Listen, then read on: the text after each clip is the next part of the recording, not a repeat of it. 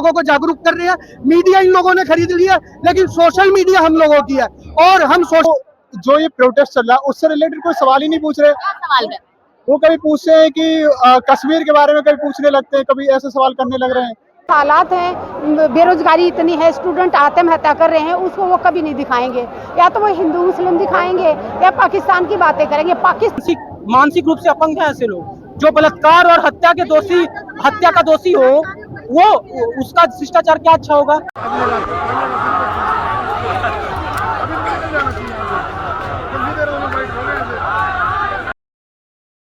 साफ तौर पे इधर ये युवाओं का गुस्सा नजर आ रहा है, क्योंकि नीट एग्जाम की वजह से आपने देखा होगा कि तमाम लोगों ने अपनी जान गंवाई है और इस तरीके की तस्वीरें लगातार सामने आई, लेकिन सरकार की तरफ से अभी तक इस पूरे मुद्दे को लेकर कुछ भी नहीं कहा गया। यहाँ पे लोगों से बात करेंगे कि मीडिया से आखिरकार इतनी क्या तकलीफ हो गई। लिख रखा है कि नरेंद्र और धर्मेंद्र भाई भाई है और दैत्य भाई है, मतलब आप इनको एक जीवे शक्ति या राक्षस बता रहे हैं। मतलब जो 14 बच्चों से जीने की आस खत्म कर दे, 14 टीनेजर बच्चों से जो फ्यूचर से आई गेस इधर आ जाइए। So I don't think I can describe anyone better than that. Like अभी तक ना अकाउंटेबिलिटी आई है, ना कोई अपॉलजी आई है। So you are that. सरकार से अकाउंटेबिलिटी लेंगे, अभी तक 12 साल में ली है क्या? नहीं, एक बार भी ना कोई अपॉलजी आई है, ना कोविड के टाइम पे आया था, ना नीट लीक पे आया। मतलब आई डोंट थिंक कि कुछ वो बचा है। बट हाँ, अब यही हमारा एक डेमोक्रेटिक राइट है। आप लोगों तो देश के लोग भी नहीं माना जा रहा है यहाँ पर कि आप लोग देश विरोधी हैं, देश विरोधी लोग हैं। मैं बहुत देश प्रेमी इंसान हूँ, बहुत ज्यादा। I love my country.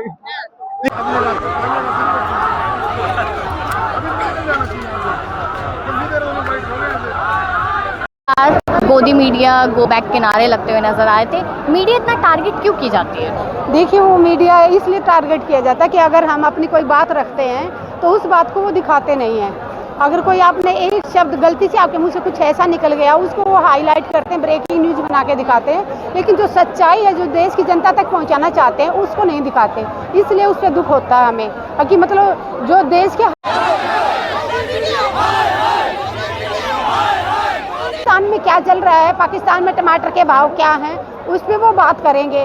Modi ji आम कैसे खाते हैं, काट के खाते हैं, चूस के खाते हैं, उस पर बात करेंगे। वो ये नहीं पूछ रहे कि एक बच्चा पढ़ाई करके अगर एग्जाम देने तक गया तो उसने कितनी मुसीबतों का सामना किया है। गरीब परिवार का वो जब इतनी दूर किराया पड़ोसियों से किराया मांग के तब जाके वो पेपर देने जाता है। और कई बार तो पेपर देने जाते तो वहाँ 4-4 घंटे बिठा के रखा कि अभी पेपर कैंसिल हो गया। घर पहुँचते कई बार पेपर हो जाता है तो कहते पेपर लीक हो गया। तो वो कितना मुश्किल होता है कि वो 1 साल से 2 साल से तैयारी कर रहा है, तो वो दिमागी तौर पर भी एक थक जाता है बच्चा तैयारी करते करते। उसके घर के हालात ऐसे नहीं कि फ्री का पैसा आ रहा है, मजदूरी करके किसान खेतों में काम करके करता है। उसके बाद बच्चे सुसाइड करने पर मजबूर होते हैं। वो देखते हैं अपने माँ बाप की हालात कि मेरे माँ बाप ने कितना मुश्किल से पड़ोसी से पैसा मांग के किराया दिया और मैं पेपर देने का तो पेपर कैंसिल। तो कितने बच्चे क्या चाहते हैं प्रधानमंत्री जी कि सारा देश, सारे युवा सुसाइड कर लें?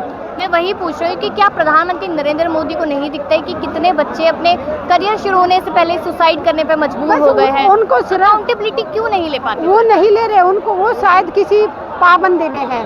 ऐसे लगता है कि सरकार सत्ता में बैठे जरूर मोदी जी हैं, बट वो किसी के गुलाम हैं। अगर वो अपनी मर्जी से कुछ नहीं कह सकते, कुछ कर नहीं सकते, वो सिर्फ ऐसा काम करेंगे जिससे देश के व्यापारियों को ज़्यादा मुनाफा हो। उसी देश में जाएंगे जिससे अडानी अंबानी को फायदा हो, अडानी अंबानी का व्यापार बढ़े। वो देश हित में नहीं सोचते, देश के युवाओं के बारे में सोचते। तो आज युवाओं को इतने दिन बैठना पड़ता है यहाँ, इतने दूरों से, इतने हजारों लाखों की संख्या में युवा। ये देश का भविष्य है और ये देश के युवाओं को हल्के में नहीं लेना चाहिए सरकार ने। मैं सरकार से बैठे लोगों को यही कहना चाहूँगी, जितना जल्दी हो सके धर्मेंद्र प्रधान का, शिक्षा मंत्री का इस्तीफा जल्दी से जल्दी दें, नहीं तो ये चुप बैठने वाले नहीं हैं युवा। तो ये कॉकरोच जनता पार्टी बनती है, इसको लेकर अलग अलग नैरेटिव चलते हैं कि इसको फंडिंग हो रही है, ये बांग्लादेश और नेपाल बना देंगे भारत को, ऐसी ऐसी चीजें कही जाती है। ये कहा जा रहा है साफ तौर पे कि ये देशवासी है ही नहीं। ये देश का युवा देश से बहुत प्यार करता है, ये देश को कभी नुकसान नहीं पहुंचा सकता। ये देश हित में ही सोच रहा है। तभी आप देख रहे हो सुबह से यहाँ शांति से बैठे हुए, भूखे प्यासे बैठे हुए हैं यहाँ पे। और सत्ता में बैठे लोगों का काम है, अगर आपने सत्ता में बैठे लोगों से सवाल किया, वो आपको सीधा आतंकवादी बोलेंगे, पाकिस्तानी बोलेंगे। हमारे जैसी महिलाएं बात करती तो कहते हैं ये तो बेस बदल के आ गए, मुसलमान नहीं है। और अगर हमको सरकार में बैठे लोगों से सवाल करते हैं तो हमें बलात्कार की धमकी दी जाती है, कोर्ट में केस डालते हैं तो 8-8 10-10 साल हो जाते हैं, हमें न्याय नहीं मिलता। तो इस देश में सत्ता में बैठे लोगों से सवाल पूछोगे तो आप सबसे बड़े देशद्रोही साबित हो जाओगे। तो ये देश के युवा जागरूक हो चुके, ये पढ़ाई कर करके बेचारे 4-4 5-5 साल से तैयारी कर रहे हैं, जॉब नहीं मिल रही, ये अभी शांत नहीं बैठे। क्या लगता है इससे सरकार के आंख और कान खुलेंगे आज के इस प्रदर्शन से? अगर सरकार के कान नहीं खुले तो सरकार को कुर्सी छोड़नी पड़ेगी। सरकार को कुर्सी प्यारी।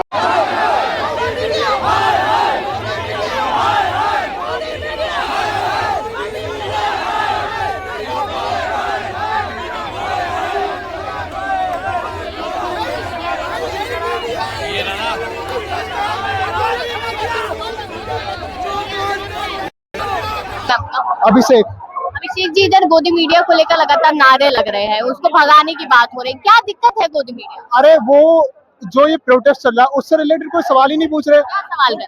वो कभी पूछते हैं कि कश्मीर के बारे में, कभी पूछने लगते हैं, कभी ऐसे सवाल करने लग रहे हैं, कभी पूछ रहे हैं कि अगर ये सारी जो समर्थन ले रही है किसी और पार्टी का, या फिर कि आज का युवा जो इतना वो नहीं है, जागरूक नहीं है कि वो अपने डिसीजन खुद ले सके। वो आजकल की एक मतलब अभी जो बनी है पार्टी अभी बनी है, तो बोल रहे हैं कि इस पे वो कर रहे हैं, क्या बोलते हैं उसको, भरोसा कर रहे हैं। तो आप बताइए, जब कोई नहीं करेगा तो किसी पे तो भरोसा करना पड़ेगा। अभी ऐसा नहीं है कांग्रेस कर नहीं रही है, कांग्रेस भी प्रोटेस्ट कर रही है, लेकिन ऐसा नहीं है कि अगर हमारा पड़ोसी को प्रोटेस्ट कर रहा है तो हम नहीं करेंगे, हमारा भी हक बनता है। तो जैसा हमसे हो रहा है हम वैसा कर रहे हैं। सीजेपी को लेकर तो, कांग्रेस जनता पार्टी को लेकर तो ये कहा जा रहा है कि आम आदमी पार्टी फंडिंग कर रही है उसको, आम आदमी पार्टी का बहुत बड़ा हाथ है। देखिए, इसके बारे में इतना मेरे को कुछ पता नहीं है इन चीजों। इसलिए पूरी मीडिया सवाल है। हाँ, ऐसे ही सवाल कर रहे हैं ज्यादातर ये। अगर नहीं तो इनका सवाल करना चाहिए आज के बारे में कि जो स्टूडेंट्स हैं सुसाइड कर रहे हैं, इतना सारा घपला स्कैम चल रहा है, उस चीज को सुधारने के बारे में बात करनी चाहिए, लेकिन ये उसको डिफेंड कर रहे हैं, तो ये इनकी गलत बात है। ऐसे सवाल कर रहे हैं सारे। आप कहाँ से आए? मैं दिल्ली से ही हूँ वैसे मेरा गाँव यूपी में है, वैसे पर मैं दिल्ली रहता हूँ। योगी जी तो कहते रहते हैं यूपी में आए दिन नौकरियां, वैकेंसीज निकलती है, लेकिन उनका क्या, जो फ्रॉड हो जाते बार बार। पिछली बार, इस बार यूपी का है, लेकिन पिछली बार यूपी का वो हो गया था, लीक हो गया था पेपर, तब भी तो बहुत सारे, तो वो सारी चीजें रुकनी चाहिए ना। ऐसा तो नहीं सबके पास इतना टाइम है कि भाई एक बार पेपर दो, फिर लीक हो जाए, फिर दो। सबके पास अपनी फैमिली और सब। धर्मेंद्र प्रधान के इस्तीफे के बाद पेपर लीक नहीं होंगे, ऐसा लगता है? देखिए, ऐसा तो ये तो बात है कि इस बात के बारे में नहीं कह सकते कि वो बदल जाए तो जो झंझट है ये सारे खत्म हो जाए, लेकिन इतना रहेगा कि अगर अगली बार होता है तो उसको ये डर रहेगा कि मेरा पद छीन सकता है अगर पेपर लीक होता है तो। क्योंकि भाई, मेरा एक आखिरी सवाल यही है कि ऐसी चीजें, इतने घपले होते हैं, ये सब होता है, धांधली होती है, तो नेता को बदलना चाहिए या सिस्टम को ही बदल देना चाहिए, किसी और को मौका देना चाहिए? क्या लगता है, किसको, आपको क्या लगता है? फिलहाल तो कहें तो देखिए, सारी चीजें ही एक दूसरे पर डिपेंड करती हैं। अगर वो सिर्फ अगर नेता बदल जाए, लेकिन अगर जो नीचे कर्मचारी काम करने वाले वो नहीं करेंगे तो नेता भी कुछ नहीं कर सकता। बात यह है कि बदलना सब कुछ चाहिए मेरे हिसाब से। तो सबको नाम है सत्यप्रकाश। सत्यप्रकाश कहाँ से आए हैं और क्या करते हैं? जी, मैं दिल्ली विकासपुर नगर से आया हूँ। ये जो है पूरा एग्जाम लीक को लेकर ये मामला है पूरा, तो इसमें अपनी उपस्थिति किस तौर पे दिखा रहे हैं, क्या चाहते हैं? इस पे हमारी उपस्थिति ये है कि हम लोग यहाँ पे प्रेशर क्रिएट करने आए हैं कि एटलीस्ट बीजेपी में इतनी शर्म बची हो। हमें एक्सपेक्ट करते हैं कि बीजेपी भले कितनी बेशरम हो, उनके मंत्री कितने बेशरम हो, इतनी जो शर्म रखे कि 17-18 साल के बच्चे आ रहे हैं, उनके 12वीं के पेपर 10वीं के पेपर ढंग से नहीं करा पा रहे, तो एटलीस्ट रिजाइन दिलवा दो अपने। क्योंकि बात यह है कि हम बीजेपी को भी इसलिए ला रहे हैं क्योंकि सेंटर में वही बैठी है। हम एजुकेशन मिनिस्टर को डायरेक्ट नहीं चुनते, कैबिनेट चुनती है। तो जब आपने देखा, जब को दिख रहा है कि हमारा एजुकेशन मिनिस्टर क्या बोलते हैं असक्षम है, पिछला पेपर वो रोक नहीं पाया, सजा के नाम पे 2 लोगों को बस अरेस्ट किया, अभी तक कन्विक्ट भी नहीं किया, और फिर दोबारा हाँ। अरे तबादला कितनी बुलशिट बात है ये, तबादला कि तुम जो करप्शन यहाँ पे करो यहाँ मत करो, बहुत करप्शन कर लिया, आगे करप्शन करो।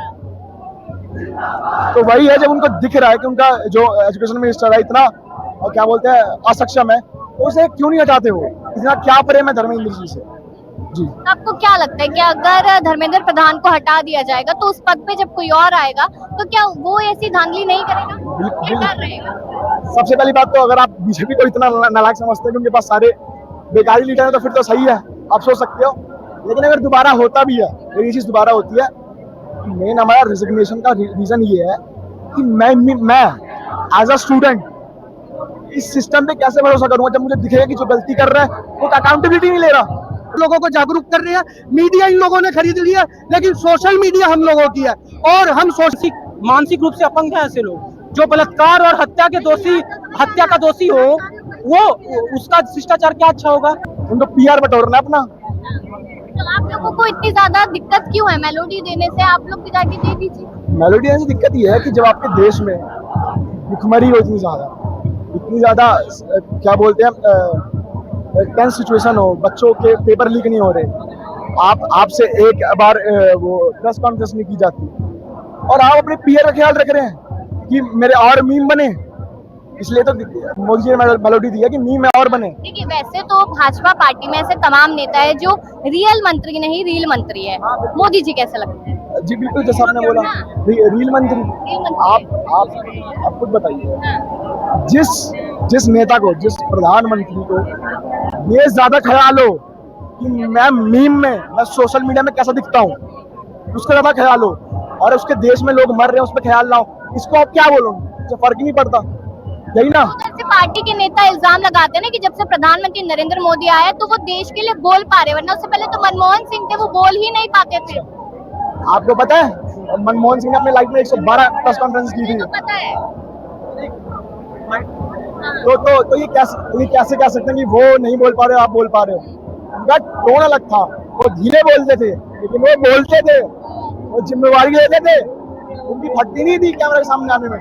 इतना गोदी मीडिया को क्यों घेरा जा रहा है और उन्हें गोदी मीडिया क्यों कहा जाता है? क्योंकि यहाँ पे आइडिया डिस्कस नहीं कर रहा था, यहाँ पे बोल रहे कहाँ से फंडिंग ली है, आपसे क्यों कनेक्टेड था। अरे वो कहीं से भी कनेक्टेड हो, ठीक है, वो टेररिस्ट है, देशद्रोही है, तो हमसे बात करना, हम जिस आइडिया के लिए आए हैं उसे क्रिटिसाइज कर। अगर हमारे आइडिया में गलती है, हम अगर फेक न्यूज फैला रहे हैं तो जा ऐसे लगवा हम पे, लेकिन वो नहीं बोल सकते, वो आइडिया को क्रिटिसाइज नहीं कर सकते, ठीक है। वो अभी गोदी मीडिया उन्होंने क्या इम्प्लांट नहीं, कितने सारे गोदी मीडिया वाले इम्प्लांट किए, तो मेन मुद्दे पे नहीं बात कर सकते, इसलिए उसके अराउंड रिवॉल्व ये क्यों अमेरिका से आ रहा है। अरे तुम्हारे आधे से ज्यादा लीडर्स के बच्चे अमेरिका में पढ़ते हैं, तो फिर तुम तो पूरा कॉम्प्रोमाइज हो। क्या नाम है? मेरा नाम विनीत है। विनीत, जिस तरीके से बार बार सौरभ दास को घेरा जा रहा है कि वो उमर खालिद के दोस्त है, वो देशद्रोही इंटरनेशनल के दोस्त है, कैसे देख रहे हो? उमर खालिद को देशद्रोही और एंटी नेशनल कोर्ट तय करेगी या यहाँ के लोग तय करेंगे, मतलब सो कॉल्ड अंधभक्त तय करेंगे? कौन तय करेगा? पहले जो लोग सौरभ दास को घेर रहे हैं कि उमर खालिद का दोस्त है और इतने लोगों ने उमर खालिद से दोस्त नहीं किया, उनसे मैं ये पूछना चाहता हूँ, उमर खालिद 6 साल से जेल में है, आज तक कोई ट्रायल भी नहीं हुई, यहाँ उसको परमिशन तक नहीं, मतलब पैरोल तक नहीं मिल रही है ना। और एक आसाराम का नाम राम रहीम जो एक पत्रकार की हत्या में जेल में था, वो तकरीबन 8 साल में 400 दिन बाहर रहा है, और जब वो जेल से बाहर आता है तो 2.5 करोड़ की गाड़ियों में उसका काफिला आता है, तो उनपे तो ये सवाल नहीं पूछने आते। मतलब जिस बंदे के ऊपर ना तो आप साबित कर पाए हो, ना ट्रायल हुआ, ना अभी कोर्ट ने जजमेंट सुनाया, तो कैसे आप कह सकते हैं यूएपीए लग जाता है जब किसी पे, तो उसको इसी कैटेगरी में डाल दिया जाता है। और आप राम रहीम की बात कर रहे हैं, उसके लिए लोग कहते हैं कि उनका शिष्टाचार बहुत अच्छा है जेल में। कैसा शिष्टाचार? जो बलात्कार जो करके जेल गया हुआ है उसका शिष्टाचार क्या अच्छा होगा? वो जो लोग ऐसा कह रहे हैं ना, वो अपनी वो वहाँ सुरक्षा दे रहा होगा? ये सब बेतुके सवाल हैं, बेतुकी बातें हैं जी। और देखिए कि जैसे आशुतोष रांका है, तो उनके लिए कहा जा रहा है कि वो आम आदमी पार्टी से कनेक्टेड है बहुत अच्छे से, तो हम एक आम आदमी पार्टी से निकले हुए शख्स को हम सीजेपी का मेन लीडर कैसे मान ले? मतलब कि अभिजीत दीपके के बाद कैसे हम आशुतोष को? अच्छा, तो अभिजीत ये कह रहे हैं कि आम आदमी पार्टी से जुड़े हुए कोई, आप ये देखिए सरकार सत्ता पक्ष का एजेंडा है, ठीक है, और जुड़े भी होंगे तो भाई आप 10 साल से हत्ती मचा के रख दिए हो। पेट्रोल की, जब मोदी सरकार को मतलब सत्ता मिली थी तब पेट्रोल कितने रुपए था, आज कितने रुपए है? तब सिलेंडर कितने रुपए था, आज कितने रुपए? सोने का क्या रेट था, तेल का क्या रेट था, खाने वाला तेल? तो बात नहीं कर रहे, नहीं, आप इस मुद्दे पर बात नहीं कर रहे हो ना। लश्कर नोएडा बात कर रहा है, गोदी मीडिया ना, वो इस पे बात कर रहा है ना। और जो बात करने आया, जो देश का युवा, चाहे वो आम आदमी पार्टी से हो, चाहे कांग्रेस पर, किसी पार्टी से, जो आज राष्ट्र हित की बात कर रहा है, देश की हित की बात कर रहा है, सामाजिक मुद्दों की बात कर रहा है, आप उसको कह दे रहे हो कि आम आदमी पार्टी से, कांग्रेस पार्टी से है, उसको आप पाकिस्तान फंडिंग बता रहे हो। हाँ, मतलब जो सामाजिक मुद्दों की बात करो पाकिस्तान से हो गया, वो आम आदमी पार्टी का हो गया। और जो सच में 15 मानसिक रूप से अपंग हैं ऐसे लोग जो बलात्कार और हत्या का दोषी हो, वो उसका शिष्टाचार क्या अच्छा होगा? साल से समाज देश को मूर्ख बना रहा है, 10,000 रुपए दे के वोट खरीद रहा है, वो नहीं है एंटी नेशनल। जो सत्ता में बैठे हुए लोग हैं, जो आप बताओ बलात्कारियों को आप टिकट दे रहे हो, बलात्कारी मंत्री बने हुए हैं, बलात्कारी का बेटा बलात्कारी हटेगा पद से तो उसके लड़के को आप टिकट दोगे, फिर उसके परिवार को टिकट दो, तो ये एंटी नेशनल है कि जो सरकार के लिए आवाज उठा, जो अपने मतलब देश के लिए आवाज उठा रहे हो, एंटी नेशनल है। ये और बताना जिस पड़ेगा ना। अब मैं इन्हीं लोगों की बात करूं, जैसे विजेता धैया जो है, उनको लेकर ये कहा जा रहा है कि वो ध्रुव राठी के लिए स्क्रिप्टें लिखते हैं, उन्होंने भगवान राम को कहा था कि नॉनवेज खाते थे, तो ये सारी चीजें कि यही लोग anti national actually. Anti national होता क्या है? एंटी नेशनल आप देश में रह के बाहर की बात करें। नहीं, एंटी नेशनल क्या होता है? जो मीडिया है, आप प्राइम टाइम पे हिंदू मुस्लिम की डिबेट चलवाते हो, आप न्यूज पे कहते हो आपके मंगलसूत्र छीन लेंगे, आपकी भैंस खोल ले जाएंगे, इन्हें आप कपड़े से पंचो, क्या ये देश की आवाम नहीं है? ये देश के लोग नहीं है? अब तो एंटी नेशनल वो है कि जो देश की बात कर रहा है वो एंटी नेशनल है। फिर वही बात आ गई यहाँ पे, मतलब जो सामाजिक जो सच में राष्ट्रहित की बात कर रहा है वो एंटी नेशनल हो गया, और जो 10 साल से पूरे देश को मूर्ख बना रहा है वो एंटी नेशनल नहीं है। आप मैम आप मेरे को ये बताओ, आप नेशनल एंटी नेशनल की जो यहाँ पर बात हो रही है, इस मोदी सरकार को पिछले 12 साल में ये पता है कि चाइना से किसको फंडिंग आती है, पाकिस्तान से किसको फंडिंग आती है, इनको ये पता है कि फार्मर प्रोटेस्ट के अंदर खालिस्तान से कनाडा से किसको फंडिंग आती है, इनको ये नहीं पता कि कश्मीर में 100 किलो RDX कहाँ से आया था। आप मेरे को ये बताओ 400 किलो RDX कहाँ से आया था, आप बताओ। नहीं पता उनको। और आप ये बताओ, NSA अजीत डोभाल के बेटे क्या कहते हैं बाहर के सिटीजन बने हुए हैं, जयशंकर के बेटे बाहर पढ़ते हैं, धर्मेंद्र प्रधान जो भारत का एजुकेशन मिनिस्टर है उसका खुद का बच्चा बाहर की यूनिवर्सिटी के अंदर पढ़ा हुआ है, शिवराज सिंह चौहान का बच्चा बाहर पढ़ता है। जब इनके सारे मंत्रियों के बच्चे बाहर ही पढ़ते हैं तो ये इस एजुकेशन सिस्टम को सुधारने का क्यों प्रयास करेगा? लेकिन मैं आपको ये बताना चाहता हूँ, ये करे ना करे, हम लोग जब ये आप देख रहे हो कि यहाँ पर कितनी बड़ी संख्या के अंदर यहाँ पर स्टूडेंट है, हम कॉकरोच जनता पार्टी की राजनीति की बात नहीं करते। कॉकरोच जनता पार्टी ये नहीं बोल रही कि मैं चुनाव लड़ूंगी। इतनी भीड़ से ये जरूर पता चलता है कि इस वक्त स्टूडेंट के अंदर एजुकेशन सिस्टम को लेकर के आक्रोश है, और अगर और पेपर लीक हुए और ये सिस्टम ठीक नहीं हुआ तो ये आक्रोश बढ़ेगा, और कोई भी जितनी मर्जी सत्तावादी सरकार हो, जितनी मर्जी टोटलिटेरियन गवर्नमेंट हो, आप एक बात याद रखो, 1975 के अंदर इंदिरा गांधी को भी स्टूडेंट प्रोटेस्ट की वजह से आपके इमरजेंसी लगानी पड़ी थी देश में। तो ये सरकार ये ना सोचे कि सिस्टम इनके पास है, व्यवस्था इसके पास है, तो ये क्या कहती है इस स्टूडेंट प्रोटेस्ट को दबा देंगे, बिल्कुल भी नहीं दबा पाएंगे ये। लेकिन आप देखिए ना कि यहाँ पर अभी भी लोग जितने हैं उससे ज्यादा तो फोर्सेस नजर आ रही है, और आप लोग अगर बाहर निकलेंगे तो बाहर और फोर्सेस नजर आएगी, कैसे अपनी आवाज उठाएंगे? ये इनका डराने का माध्यम है, ये इनका डराने का माध्यम है। लेकिन आज सोशल मीडिया के माध्यम से आप ये देखो कि देश के जितने भी युवा है जो थोड़े से भी समझदार है, वो वीडियो बना बना करके देश के और लोगों को जागरूक कर रहे हैं। मीडिया इन लोगों ने खरीद लिया, लेकिन सोशल मीडिया हम लोगों की है, और हम सोशल मीडिया के ऊपर